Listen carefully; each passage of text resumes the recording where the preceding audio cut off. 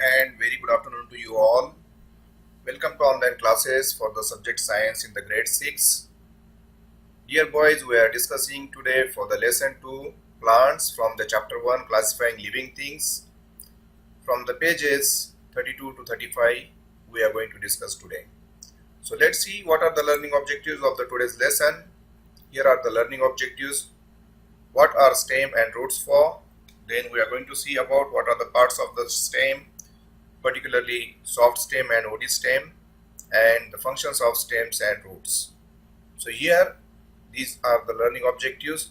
Let's see about the lesson where we are going to see that what are roots and stems for. So here boys, we are talking about the roots and stems, particularly when there is when we talk about the stem, like in the apartment, the supply of water from the ground floor to the building top floor, it goes on. In the similar way, the stem, its functions in the plants. So here, particularly when we talk about the water moves through the vascular plant in a similar way, where vascular plants draw water from the soil into their roots and up from the up through their stems to their top branches. They use a system of pipes called xylem to move water and minerals from the soil upward. The pipes that move food back down through the plants are called phloem. So the xylem and the phloem are separated by a layer of cells called cambium. You can see here the xylem and the phloem, where it is separated by the layer of cells, we can call it as cambium. So these are the parts of the stems. Also you can say here about the roots. Roots are the parts that anchor a plant in the ground, store food, draw water and nutrients from the soil.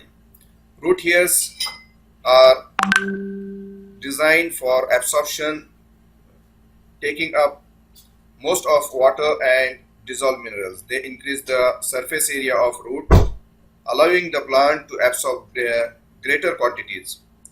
The root cap, a tough layer of cells, protects the tip of each root that you can see here.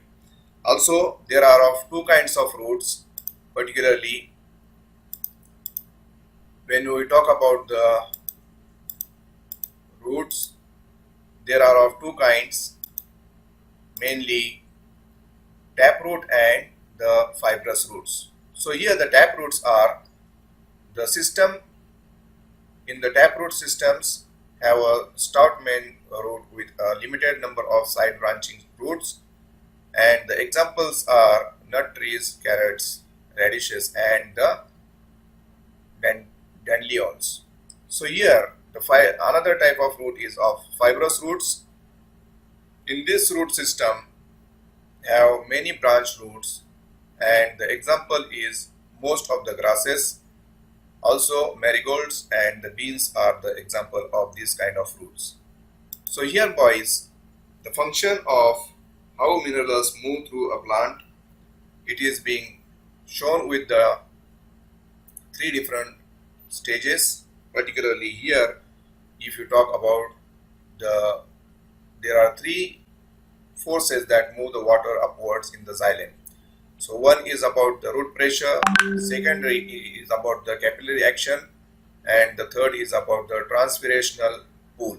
So you can see here the water and minerals from the soil enter root hairs and pass through the cortex and then enter the xylem. Also here the transpiration draw water and minerals up the stem and into the leaves. The minerals enter the leaves and are carried to each leaf cell. So leaf cells use the water along with carbon dioxide from the air to make the sugar. So in this way the minerals move through a plant. So with this discussion I am going to conclude here the today's lesson. Thank you for joining.